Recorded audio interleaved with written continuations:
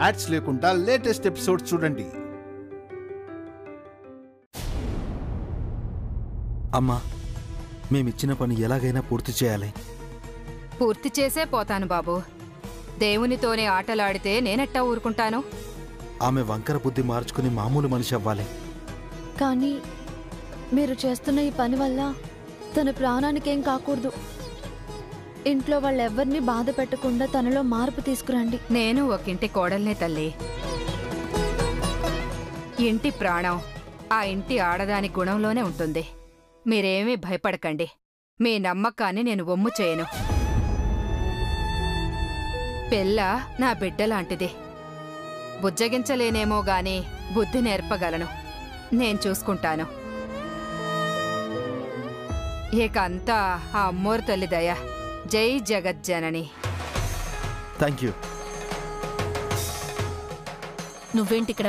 నీకిక్కడేం పనుందని వచ్చావు? వెళ్ళిక్కడి నుంచి.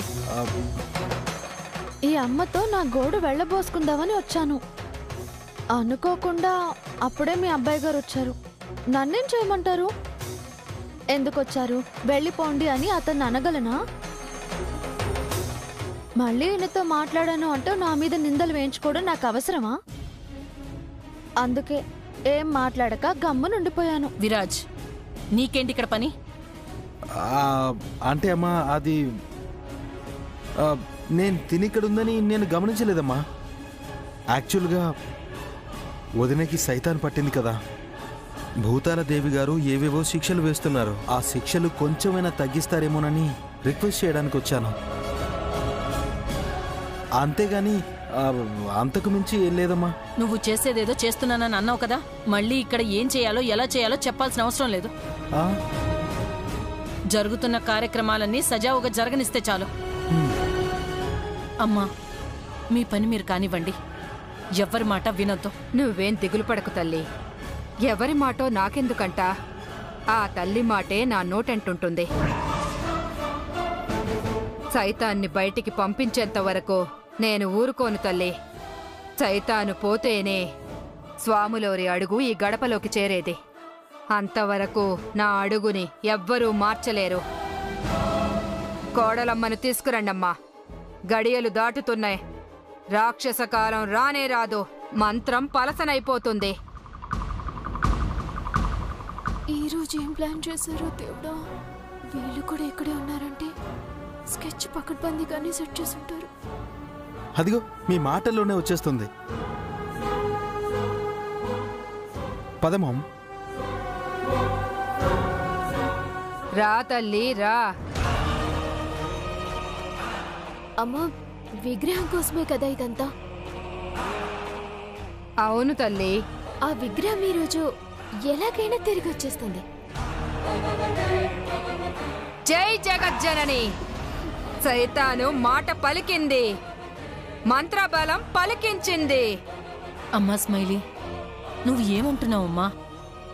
నిజంగా ఈరోజు స్వామివారి విగ్రహం మన ఇంటికి వస్తుందా? అమ్మా స్మైలీ, విగ్రహం ఎక్కడుంది తల్లి? జాగ్రత్తగానే ఉంది కదా? స్మైలీ, నువ్వు చెప్పింది నిజమా? ఇప్పుడు విగ్రహం ఎవరి దగ్గర ఉంది? ఎలా వస్తుంది? చెప్పు. చెప్పు స్మైలీ, ఎవరి దగ్గరుందా విగ్రహం?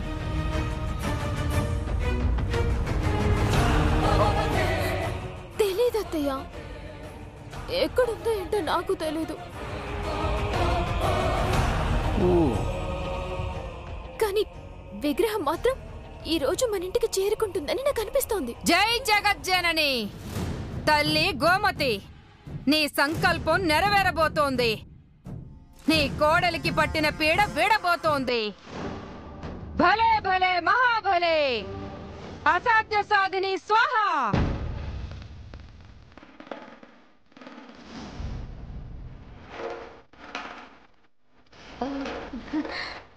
విగ్రహం వస్తుందని చెప్పాను కదమ్మా. ఇంకా నాలో దుష్టశక్తి ఏమీ లేదనిపిస్తుంది. అవునమ్మా, విగ్రహం తప్పకొస్తుందని చెప్తుంది కదా. నిన్న మీరు జరిపించిన పూజ ఫలించడం వల్లే ఈరోజు తని మాట చెప్తుంది. ఇంకా స్మైలీని హింసించాల్సిన అవసరం లేదమ్మా. ఆనంద్ గారు, నాకు చిన్న డౌట్. ఏంటి చైత్ర గారు? మనం విన్న మాటలు స్మైలీ అన్న మాటలా లేదా దుష్టశక్తి పలికించిన మాటలా?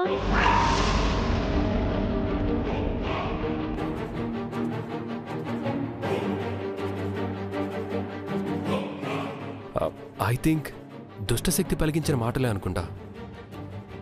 కదా అన్నయ్య? మరి దుష్టశక్తి మాటల్ని మనమంత గుడ్డిగా నమ్మితే ఎలా? పూజలో నిన్నటి దెబ్బలు తట్టుకోలేక ఈ రోజు ఇలా కొత్త డ్రామా మొదలు పెట్టుండొచ్చు కదా.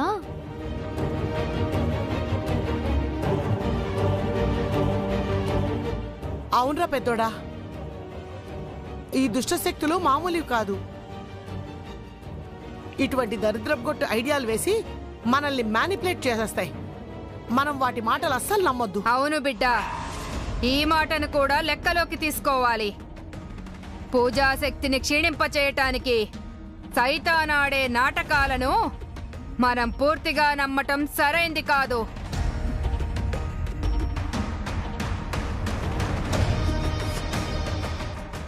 విగ్రహం తిరిగి ఇంటికి చేరే వరకు పూజ ఆగకూడదు.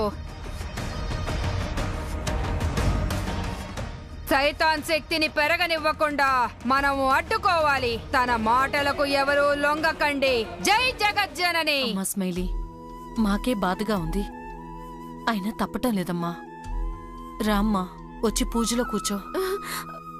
నేను కూర్చోనత్తయ్య. స్మైలీ, నీ త్యాగం ఊరికే పోదు. నీ వల్ల ఈ ఇంటికి మంచి జరుగుతుందని నమ్మి పూజలో కూర్చో. వద్దు పిన్ని, ప్లీజ్. అంతా మన మంచికే స్మైలీ, తప్పదు.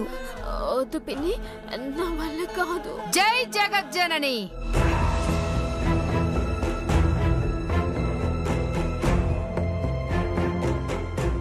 ఈ బొమ్మలోని దుష్టశక్తి మాటల మాయ చేయడానికి ప్రయత్నం చేస్తున్నట్టుంది. దీని మాటలకు నేనైనా మోసపోతానని నా తల్లి చెబుతోంది. సైతాన్ మాటలు చెవిన చేరకూడదు, మనసుని పాడు చేస్తాయి.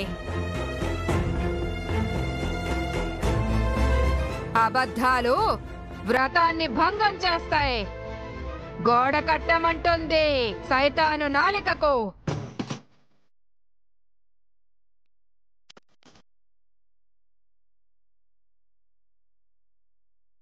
జై జగజ్జనని. నాలుక మీద గోడ కట్టడం ఏంటి? బొమ్మ నోట మాట రాకుండా అడ్డుకోమంటుందే తల్లి. విషమునంటిన నాలిక మీద సోలదండన చెయ్యమని అమ్మ చెప్తోంది.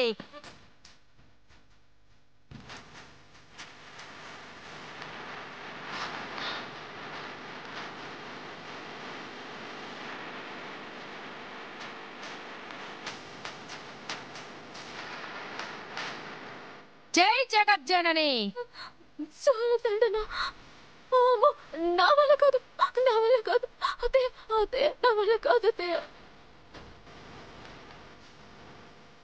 నాలుగు మీద సూలదండనవా? తన వల్ల అవుతుందా? అన్నయ్య, ఈ పూజ ఉద్దేశం మనిషిని దండించడం కాదు, తనలో ఉన్న దుష్టశక్తిని నిర్బంధించి ఈ ఇంటికి మేలు చేయడం. నాలుక మీద శూలాన్ని గుచ్చితే మనకి బాధగానే ఉంటుంది, కానీ తనకి మాత్రం మామూలుగానే ఉంటుంది. విరాజ్, అవునన్నయ్య,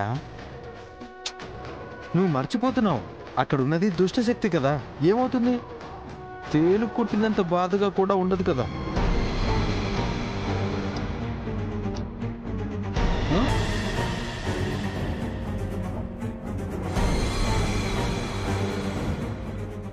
నువ్వు చెప్పింది కరెక్టే విరాజ్. ఎంతైనా భార్య కదా, లోపలేదో బాధగా అనిపిస్తుంది అంతే. ఆలోచించకు బిడ్డ, ఆడ సైతాన్ పోతేనే అది నీకు పెండ్లామవుతాది, మర్చిపోకు. రావే బొమ్మ, రా రా రా. భలే భలే మహాభలే, అసాధ్య సాధిని స్వాహ. రా. నేను రాను, నేను రాను, నేను రాను.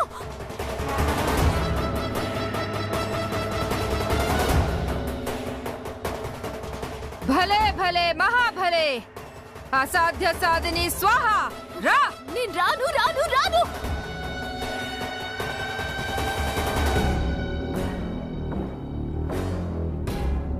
చూసారా, ప్రాణమిస్తానని నమ్మబలికింది. ఇప్పుడు సోలదండనికి రమ్మంటేనే నేను రాను అంటుంది. ఇది నీ కోడలా? ఇది నీ పెండ్లామా? కాదు, దుష్ట శక్తి సైతాన్ రానంటోంది. జై జగజ్జనని, జై జగజ్జనని, పట్టుకోండి దీన్ని. స్మైలీ, నా మాట వినమ్మా. కొంచెం స్మైలీ, కాస్త ఓపిక పట్టు. జై జగజ్జనని. స్మైలీ, మాట విను. స్మైలీ, నా మాట ఏం కాదమ్మా, కాస్త ఓపిక పట్టమ్మా.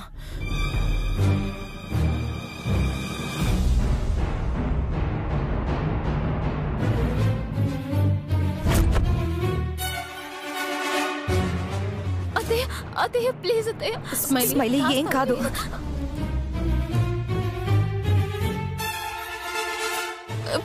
స్మైలీ, ఏం కాదు. ప్లీజ్ స్మైలీ, కాస్త ఓపిక పట్టు. కాస్త ఓచుకో స్మైలీ.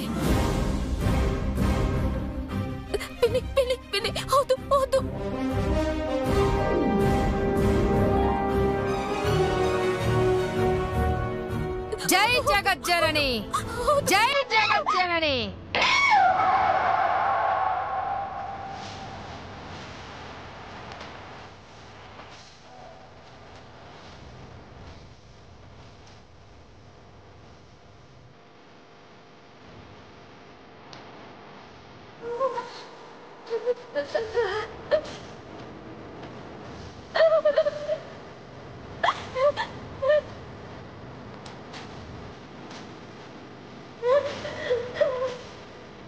అన్నయ్య, ఇవన్నీ నేను చూడలేను. నువ్వు కూడా చూస్తూ తట్టుకోలేవు. పద, లోపలికి వెళ్దాం. అత్తయ్య గారు, అది దుష్ట శక్తి అని తెలిసినా తను పడుతున్న బాధ మాత్రం నేను చూడలేకపోతున్నాను. నేను చూడమని నీకెవరైనా చెప్పారా? వెళ్ళిక్కడి నుంచి.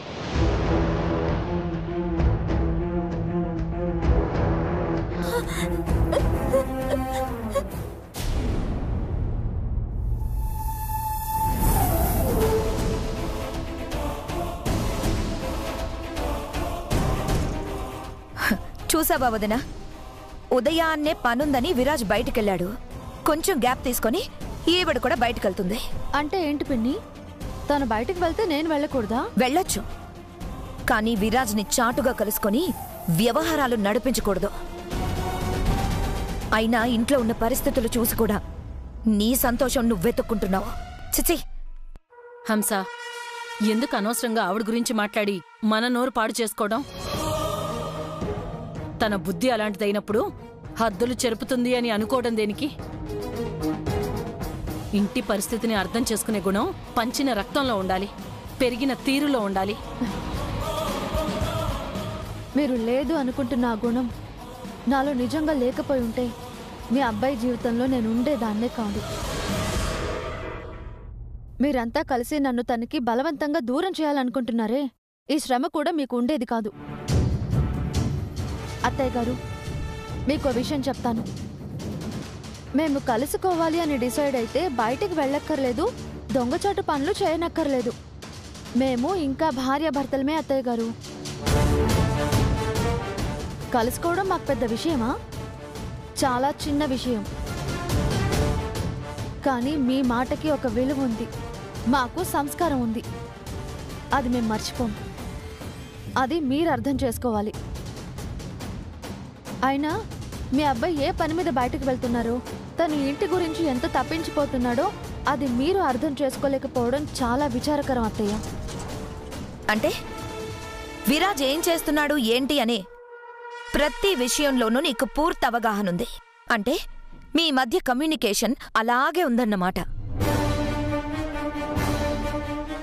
చూడు, నువ్వు ఎన్ని పిట్ట కథలు చెప్పినా మీ ఇద్దరి గురించి మాకు అర్థమైందే. మేము నిజమని నమ్ముతాం, కానీ నీ మాటలు కాదు. నమ్మండి అని నేనేం బ్రతిమాలడం లేదే. అయినా అదంతా నాకెందుకు? రేపో మాపో మీరు నన్ను గడప దాటించాలనుకుంటున్నారు. మరి నా ఫ్యూచర్ క్వశ్చన్ మార్క్ లో మిగిలిపోకుండా ఇలా ఇంట్లోనే కూర్చుంటే వర్కౌట్ అవుతుందా? అందుకే అన్ని సెట్ రైట్ చేయడానికే వెళ్తున్నాను. అదే పని వెతుక్కోవడానికి పిన్ని, బతకాలి కదా మరి.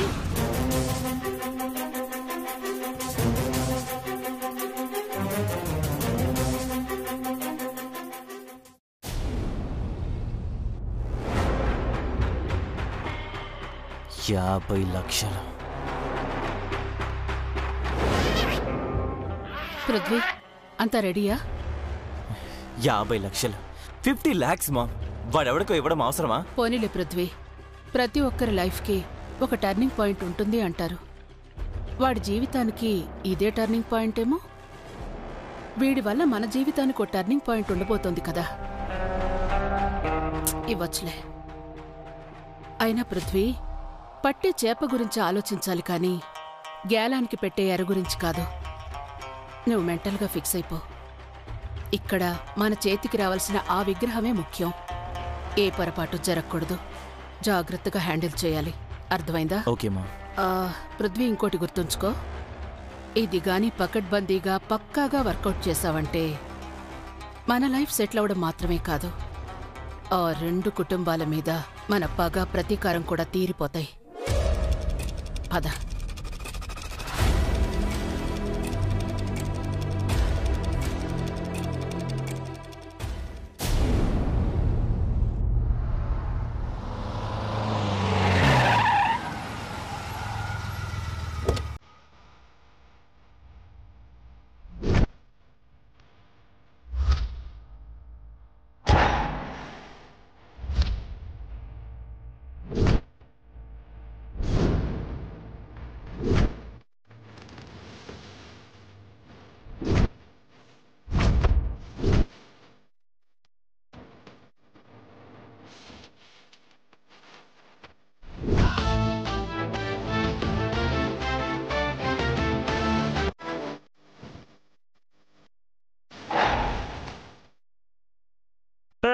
बल्ले बल्ले बल्ले बल्ले बल्ले बल्ले बल्ले बल्ले बल्ले बल्ले बल्ले बल्ले। ए मेरा नकुलप्रीत, कैसा है मेरी ड्रेस? हाँ, बहुत बहुत सुंदर है ना? हाँ, बहुत सुंदर है। Thank you. కానీ ఎక్కువ ఎగిరితే టర్బన్ ఊడుతా హే, అందరూ దేఖతా హే, నిన్ను ఎవరో ఒకరు గుర్తుపడతారు హే. అవును కదూ? हो जाएंगे बल्ले बल्ले, हो जाएंगे बल्ले बल्ले, ఇలా ఓకేనా? సూపర్ హే, స్వీట్ అండ్ సింపుల్ హే, అద్దరిపోయింది హే. సో మన పర్ఫార్మెన్స్ తో ఆ దొంగల ముఠాకి స్వెట్ పట్టాలి, ఏమంటావు? నువ్వు తలుచుకుంటే ఎంతసేపు కన్నయ్య, నీ పర్ఫార్మెన్స్ తో పేకాడి షో కూడా కొడతావు. ఒక్కోసారి చుక్కలు చూపించి లెక్కలు తెలుస్తావు, అది నీ లెక్క. నీ ఎంకరేజ్మెంట్ ఉంది చూసావు, కళ్ళు మూసుకుని కూడా టార్గెట్ కొట్టేయచ్చు, ఆ లెవెల్లో ఉంటుంది. అసలు ఆ ఎంకరేజ్మెంట్ తో వచ్చే కిక్కే వేరప్పా.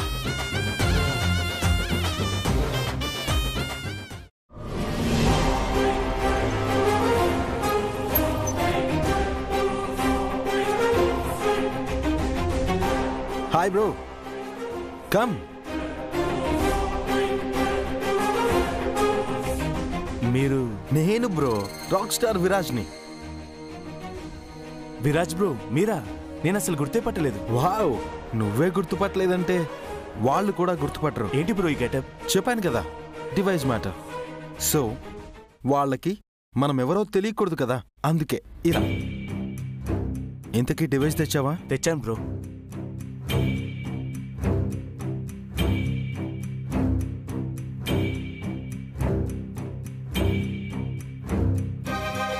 చూడండి, మన హ్యాండ్ దీని మీద ఇలా పెడితే చేతికున్న ఫింగర్ ప్రింట్స్ స్కాన్ అవుతాయి. డోంట్ ఫర్గెట్, చెయ్యి ఇలా మాత్రమే పెట్టాలి, అప్పుడే స్కాన్ అవుతాయి. ఇవ్వు. Okay bro. Thank you bro. All the best. Thank you.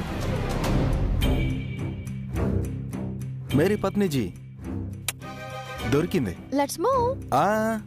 మనం వెళ్ళాల్సింది ఈ కారులో కాదు, గుర్తుపడతారు. ఈ కార్ ఇక్కడే వదిలేద్దాం. వాళ్ళకి 0.1% కూడా అనుమానం రాకుండా వెళ్ళాలి. Car change.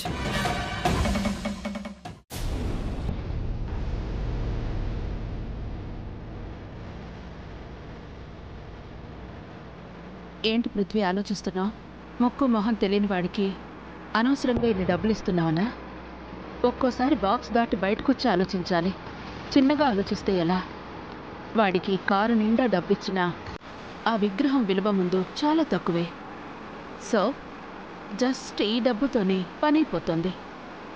డబ్బులు కదా మామ్, ఎందుకో ఒక్క రూపాయి పోతేనే మనసుకి తృప్తిగా ఉండదు.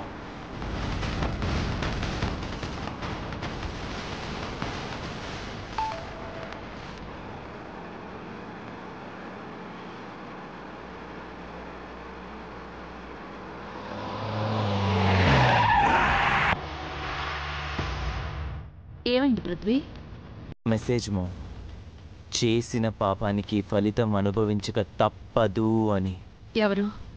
మొబైల్లో ప్రెడిక్షన్ మామ్. ఈ మొబైల్ ప్రెడిక్షన్ కూడా నమ్ముతున్నావా? ప్రెడిక్షన్ నమ్మడం కాదు మామ్, కానీ ప్రెజెంట్ సిచ్యువేషన్ని కనీసం అంచనా వేయాలి కదా.